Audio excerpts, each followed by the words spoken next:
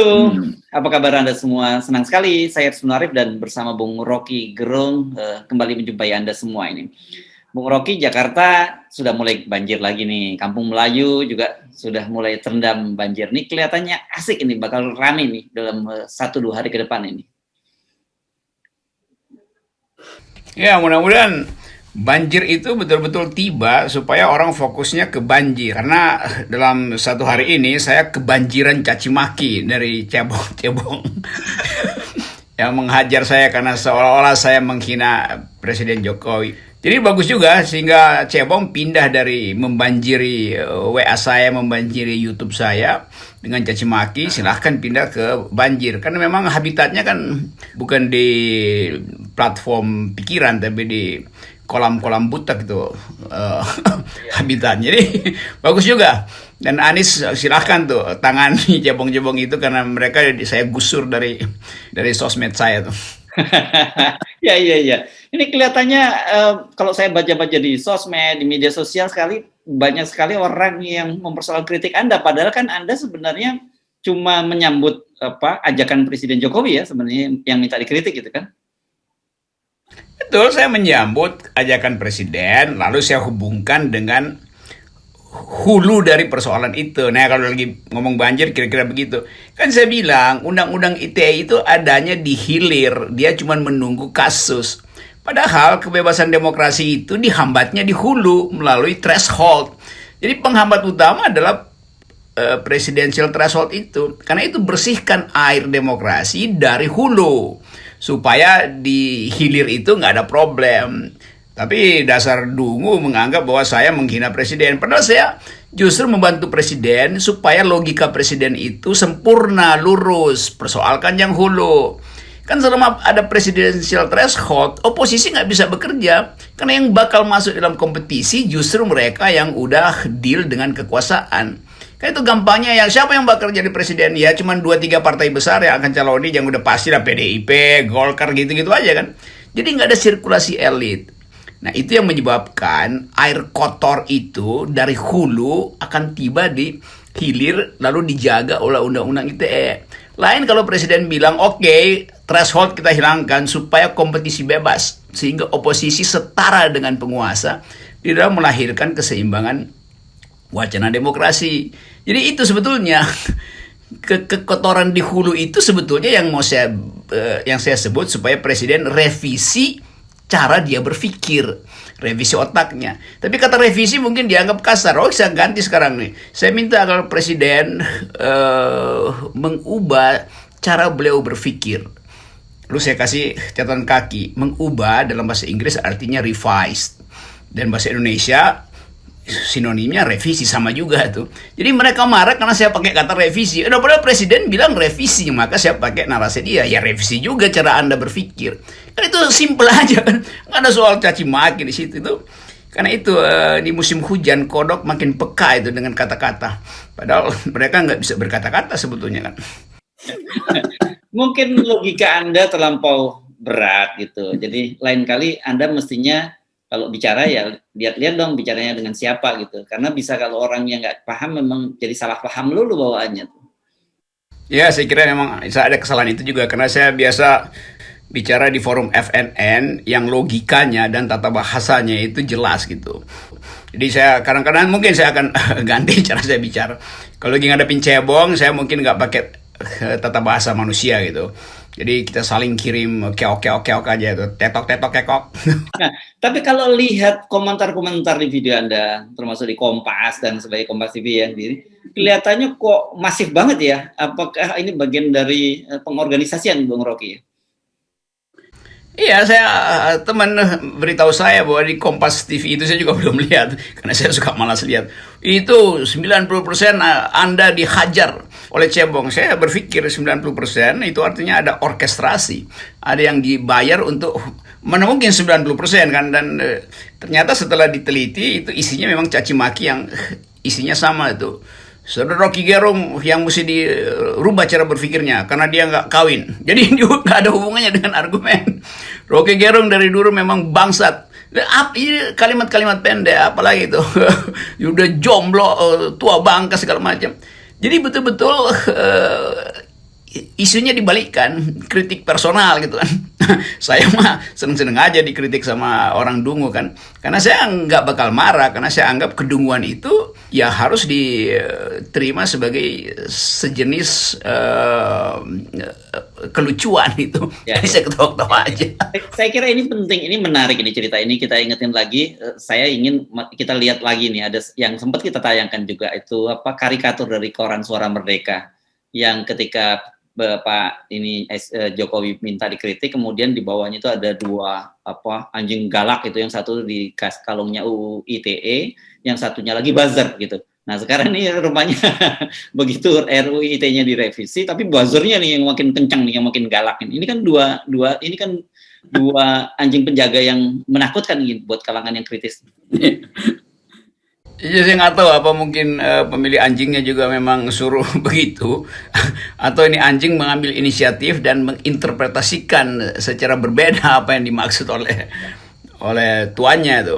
Tapi ya udahlah, kalau anjing menggonggong ya nggak ada soal buat saya, karena saya tahu anjing menggonggong itu sebetulnya nggak galak, dia cuma karena lapar aja tuh. Dia lempar tulang aja juga dia berhenti menggonggong kan. Iya. Oke, kalau ini kita ngomongin anjing, jangan dibilang bahwa kita ngomongin mereka anjing ya. Kita ini kan ngutip Iya. apa itu ke kita Karikatur. karikatur gitu. Nah ini kalau karikatur pun mungkin ini dianggap penghinaan lagi nih, repot juga kita kan urusannya kan. Ini bangsa yang kehilangan kemampuan untuk berabstraksi itu, lakukan imajinasi, bikin bahasa yang metafisik itu akibatnya. Sehingga kalau kita bicara tentang otak, itu langsung dibayangkan bahwa yang dimaksud adalah isi kepala dalam bentuk fisik dari presiden yang cacat. Padahal saya terus-menerus mengatakan otak presiden, artinya kemampuan dia membuat public policy itu. Kan bukan soal cacat otaknya, itu lain lagi. Jadi otak presiden artinya otak kabinet. Apa isinya? Ya kebijakan. Jadi apa yang mesti direvisi? Ya kebijakan, apalagi pengetahuan dia tentang demokrasi.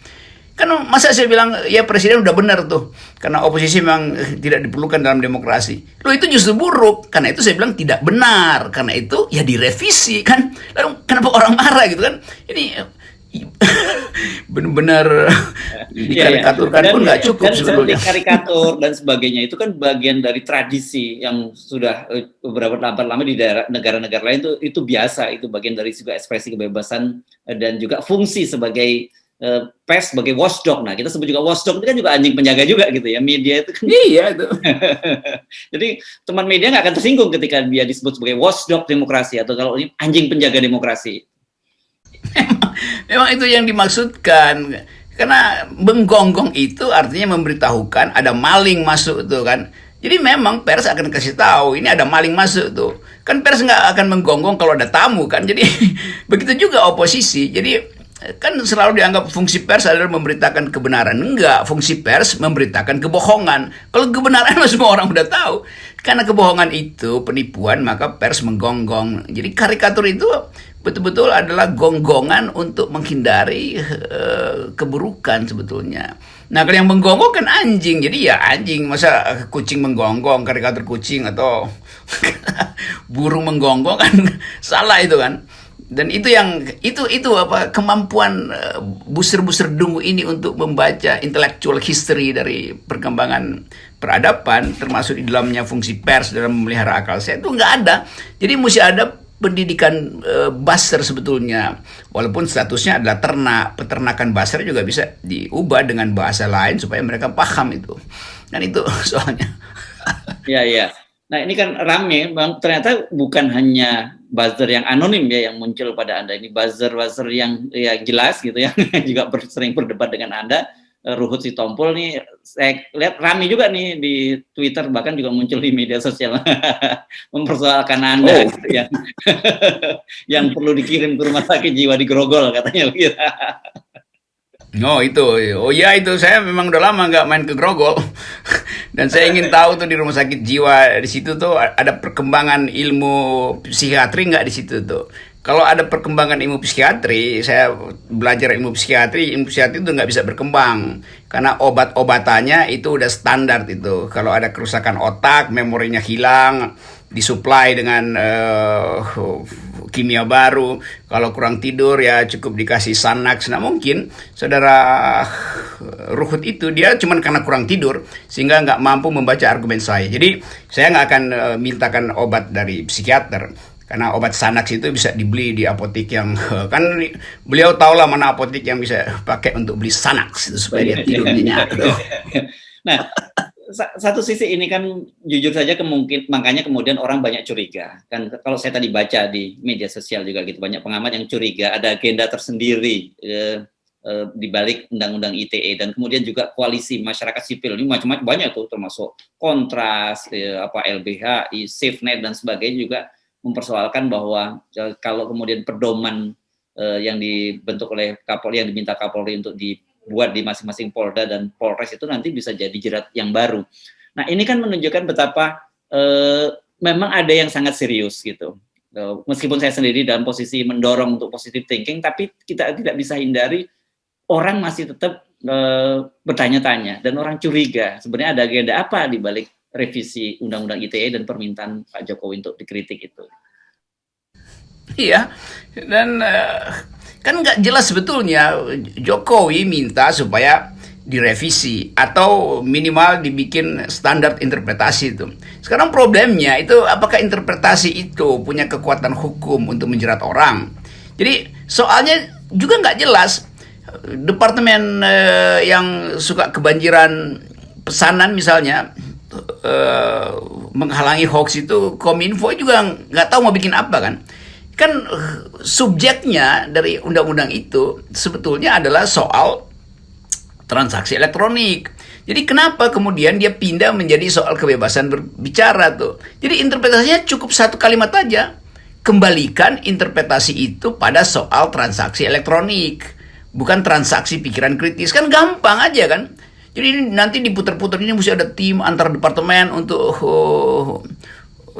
membicarakan apa yang interpretasi yang terbaik sehingga presiden nggak perlu revisi. Jadi sebetulnya masih menghindari revisi juga, cukup dengan interpretasi. Itu sebetulnya yang berkembang. Karena itu masyarakat sipil kemudian curiga, Kontras pasti curiga, Asfinawati pasti udah siap-siap untuk mencurigai. Dan itu memang masuk akal, kita mencurigai sesuatu yang kelihatannya too good to be true tuh. Karena itu kita kaget, loh kok tiba-tiba karena serangan internasional indeks demokrasi turun, karena paper kritis dari pengamat politik di Amerika dan Australia terhadap Indonesia, lalu presiden panik gitu kan.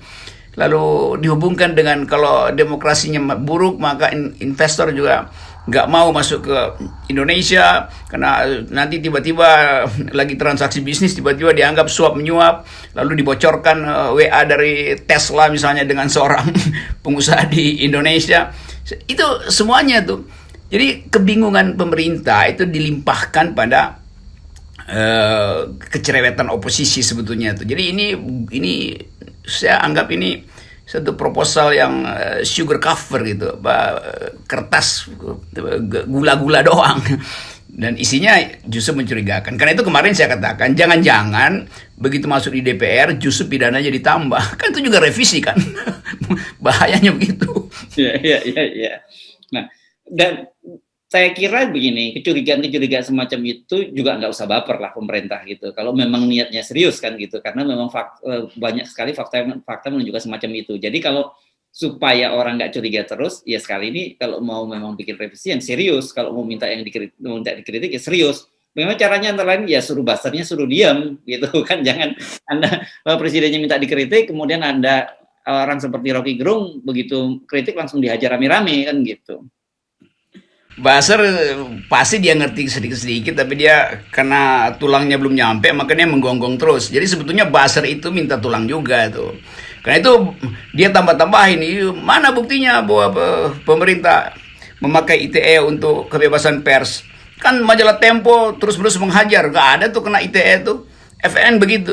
Loh ini lain kan, ini Pers dilindungi oleh undang pers, bukan undang-undang ITE. Jadi dicari-cari pembuktian yang justru tidak relevan.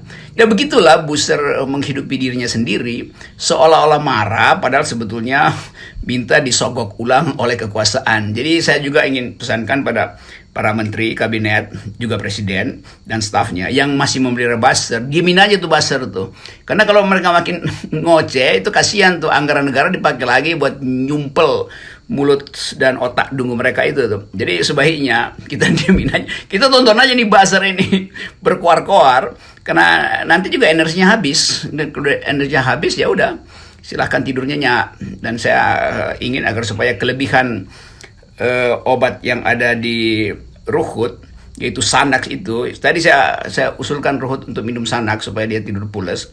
Nanti kalau ada lebihnya, obatnya dikasih ke penggonggong ini pada buzzer gitu ya, saudara Ruhut ya, salam. Oke, baik, terima kasih Bung Rocky. Bye.